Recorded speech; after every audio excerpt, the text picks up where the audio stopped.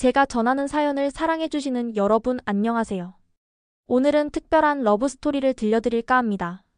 한국 특수부대 출신 소연과 행동심리학을 전공하는 제임스 두 사람에게 특별한 이야기가 숨어 있습니다. 지금부터 그 이야기를 시작하겠습니다. 안녕하세요. 저는 하버드 대학교에서 행동심리학 박사과정을 밟고 있는 제임스입니다. 오늘은 저의 조폭 같은 여자친구를 소개하겠습니다. 한국에서 온 평범한 유학생인 줄로 알았던 그녀의 정체가 드러나는 순간 저는 깜짝 놀랐습니다. 알고 보니 그녀는 한국의 특수부대 출신이었습니다.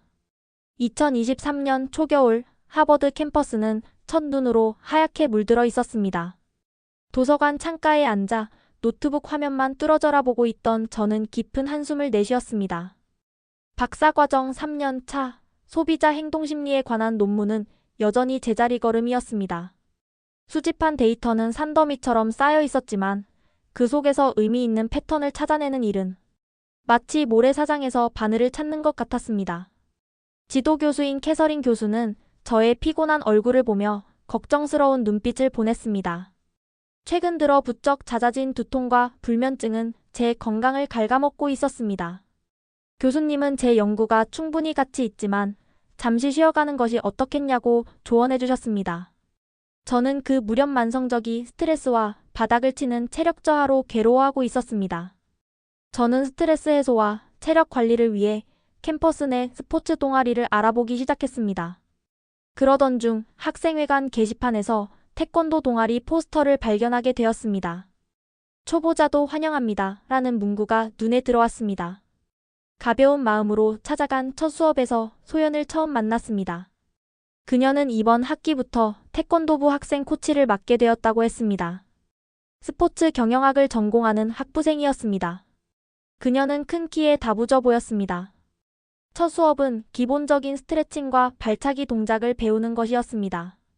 소연의 지도 방식은 놀라울 정도로 꼼꼼했습니다. 한 명 한 명의 자세를 교정해주는 그녀의 손길은 부드러웠지만 어딘가 군사 교관을 연상시키는 카리스마가 있었습니다. 수업이 진행될수록 소연이라는 인물의 특별한 면이 눈에 들어왔습니다. 누군가를 가르치거나 웃을 때는 밝고 자신감이 넘쳤지만 혼자 있을 때면 깊은 생각에 잠긴 듯한 우수에 찬 눈빛을 보였습니다. 마치 오랫동안 감춰온 비밀을 간직한 사람처럼 보였습니다. 수업이 끝난 후 소연은 제가 박사과정에서 무엇을 연구하는지 물었습니다. 행동심리학, 특히 소비자들의 의사결정 패턴을 연구한다고 답했을 때 그녀는 사람들의 마음을 읽는 것이나 마찬가지라며 흥미롭다고 말했습니다. 하지만 그녀의 말투에는 왠지 모를 쓸쓸함이 배어 있었습니다. 마치 누군가에게 마음을 읽히는 것을 두려워하는 것 같았습니다. 그날 이후로 저는 일주일에 3번 태권도 수업을 빠지지 않고 참석했습니다. 처음에는 단순히 운동을 위해서였지만 점차 소연이라는 수수께끼 같은 존재에 대한 호기심이 커져갔습니다. 그리고 그때는 몰랐지만 이것은 우리 둘의 인생을 완전히 바꿔놓을 만남의 시작이었습니다. 태권도 수업은 저의 일상에 새로운 활력을 불어넣었습니다. 매주 월요일, 수요일, 금요일 저녁 7시 체육관에서의 시간은 논문 스트레스를 잊을 수 있는 유일한 시간이었습니다. 특히 소연의 체계적인 지도 방식은 인상적이었습니다. 그녀는 각 동작의 원리를 설명하고 그것이 실전에서 어떻게 활용되는지 자세히 설명했습니다. 소연은 장차 스포츠 에이전트가 되어 운동선수들의 권익을 보호하고 싶다고 했습니다. 특히 불공정한 계약이나 부당한 대우로 고통받는 선수들을 돕고 싶다는 포부를 밝혔습니다. 그녀의 눈빛은 이런 이야기를 할 때면 유독 강한 정의감으로 빛났습니다. 태권도장 밖에서도 우리는 종종 시간을 보내게 되었습니다. 하버드 스퀘어의 작은 카페에서 각자의 공부를 하거나 찰스 강변을 따라 조깅을 하면서 다양한 이야기를 나누었습니다. 소연은 제 박사 논문에 대해 많은 관심을 보였습니다. 특히 인간의 행동 패턴을 분석하는 부분에 대해 예리한 질문을 던졌습니다. 마치 전문가처럼 세세한 부분까지 짚어내는 그녀의 모습은 단순한 호기심 이상으로 느껴졌습니다. 봄이 다가오면서 태권도부는 지역 대회 준비에 들어갔습니다. 소연은 제가 대회에 나가보는 것이 어떻겠냐고 제안했습니다. 처음에는 망설였지만 그녀의 격려에 용기를 내어 참가를 결정했습니다. 대회 준비를 위한 특별 훈련이 시작되었고, 이 과정에서 우리는 더욱 가까워졌습니다. 훈련 과정은 쉽지 않았습니다. 때로는 한계에 부딪혀 포기하고 싶을 때도 있었습니다.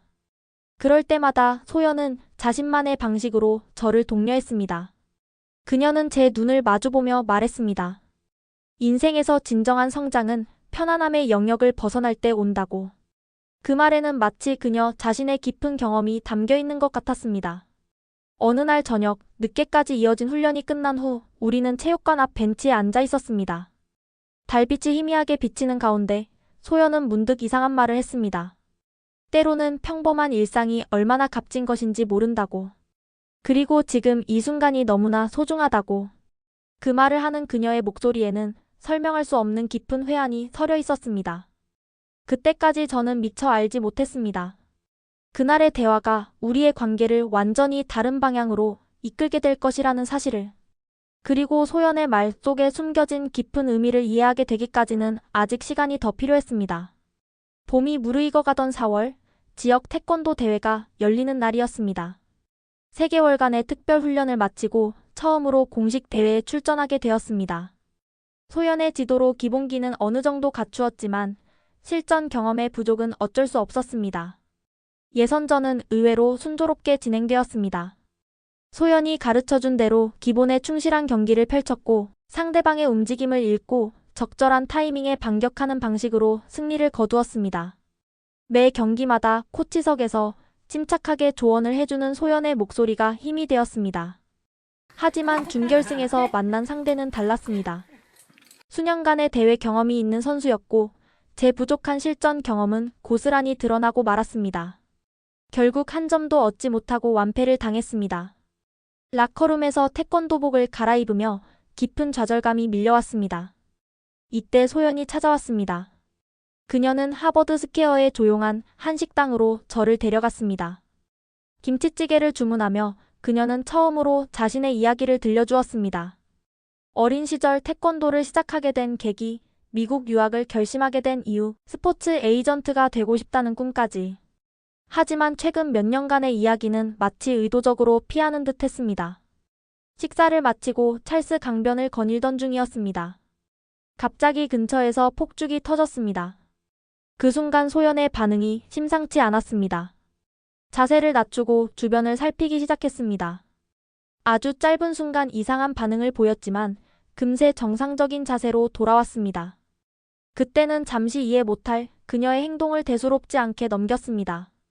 긴장한 모습을 보며 가만히 그녀의 어깨에 손을 얹고 토닥여 주었습니다.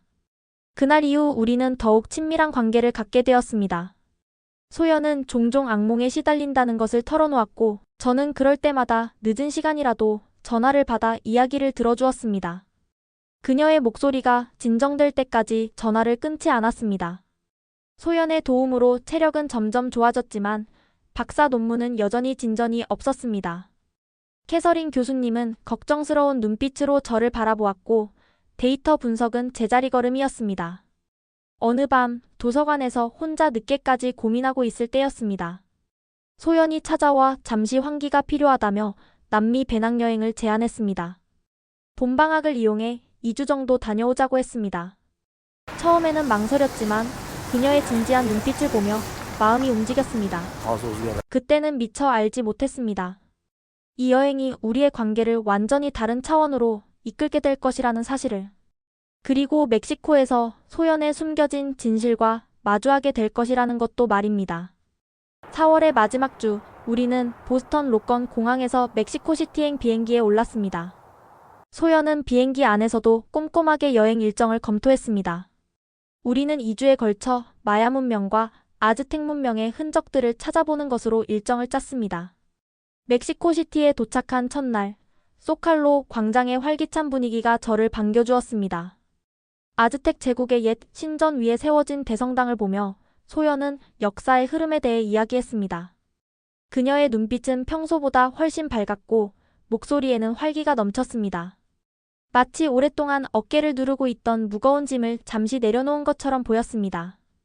프리다 칼로 박물관에서는 예상치 못한 일이 있었습니다.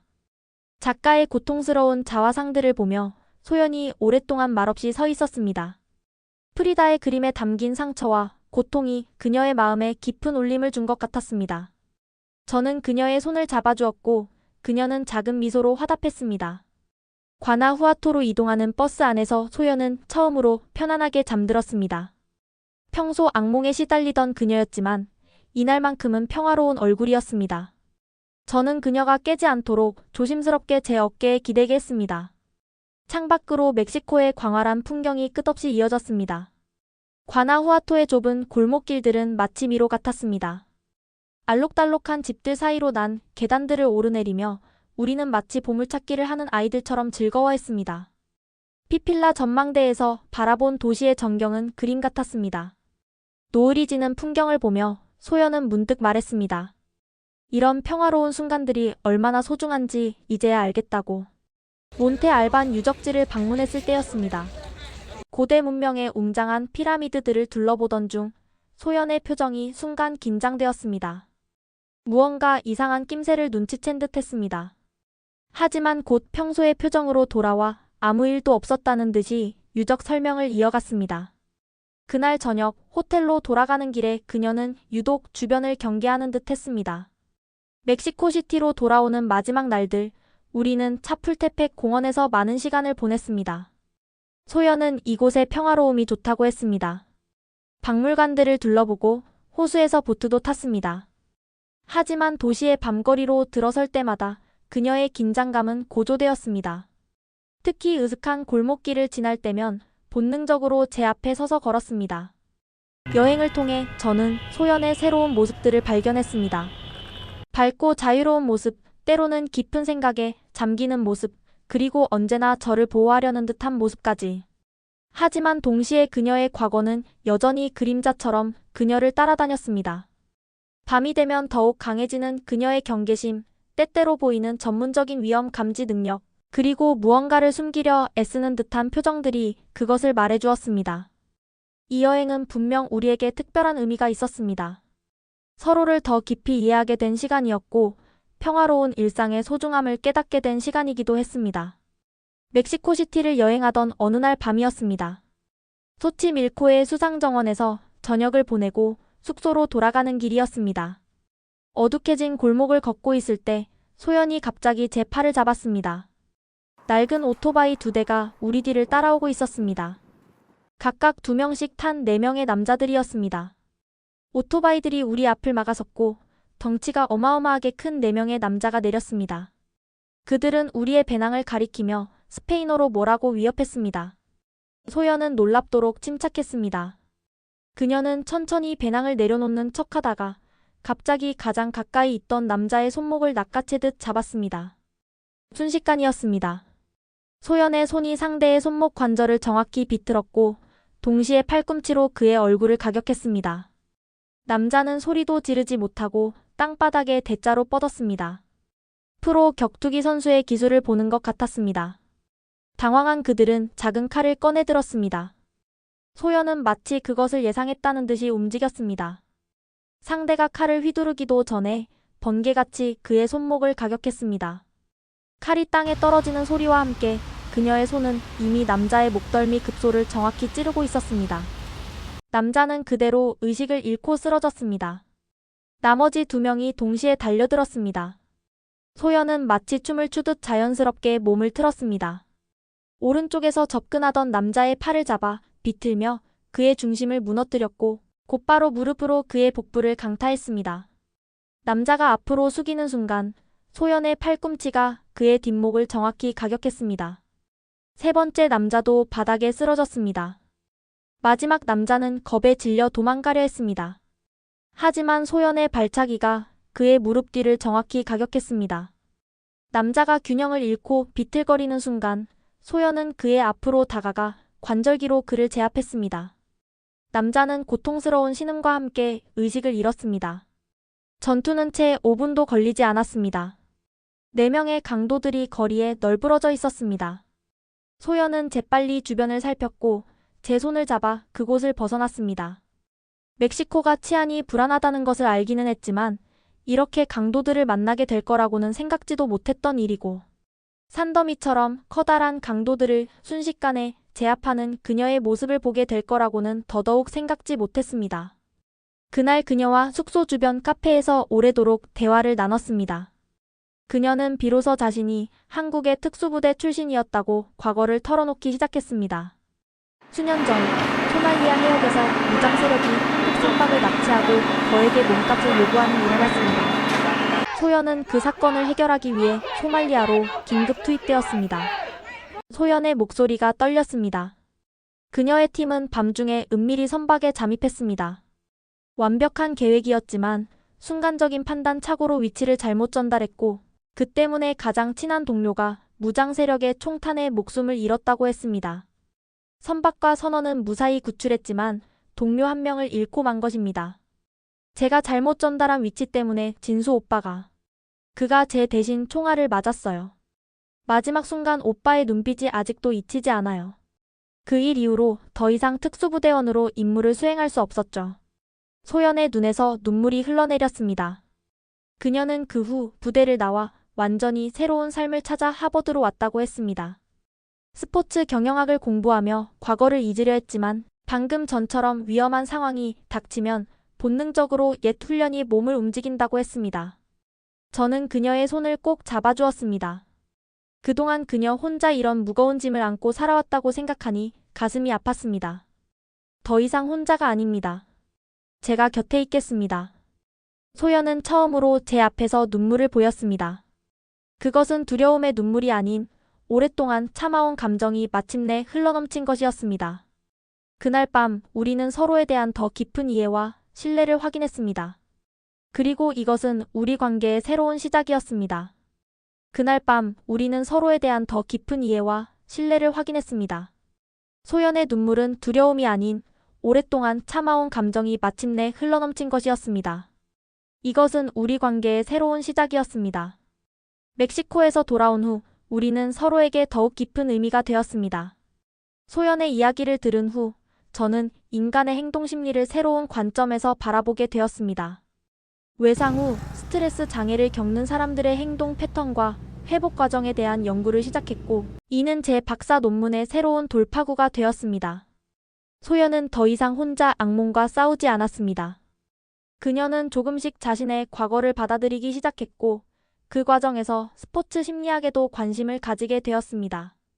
선수들의 정신적 트라우마와 회복에 대해 연구하면서 그녀는 자신의 경험을 다른 사람들을 돕는 데 활용하고 싶다고 했습니다. 시간이 흐르면서 우리는 서로의 상처를 보듬어주는 치유자가 되었습니다. 소연은 스포츠 에이전시에서 인턴십을 시작했고 저는 논문 작성에 매진했습니다. 그녀는 선수들의 권익을 보호하는 일에서 새로운 삶의 의미를 찾았고 저는 그녀의 이야기를 통해 인간 행동의 본질에 대해 더 깊이 이해하게 되었습니다. 드디어 박사학위 수여식 날이 되었습니다. 단상에 올라 학위를 받은 후 저는 준비해온 반지를 꺼냈습니다. 소연의 눈가에 맺힌 눈물이 반짝였습니다. 태권도장에서 처음 만난 그날부터 지금까지 우리는 서로에게 기대어 더 단단해져 왔습니다. 박사학위를 수여받는 이날 청혼을 하고 싶습니다. 결혼해 주시겠습니까? 나는 박사학위를 받는 날 소연에게 청혼했습니다. 소연은 눈물 섞인 미소로 고개를 끄덕였습니다. 우리는 곧 결혼식을 합니다. 무장 강도를 맨손으로 때려잡는 특수부대 출신 아내와 행복하게 살겠습니다.